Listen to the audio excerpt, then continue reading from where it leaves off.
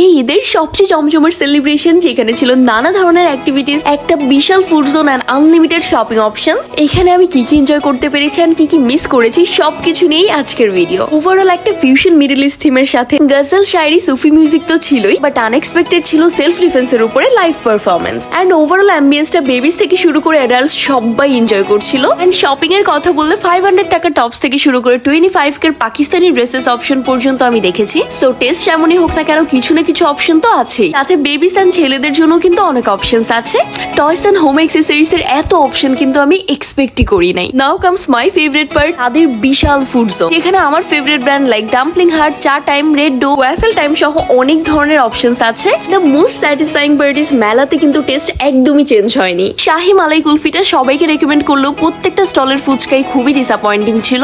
And activities এর মধ্যে আমার ফেভারিট ছিল মেহেদি এন্ড পোলারয়েড পিকচার্স তোলা। You have to believe me, that's totally worth it.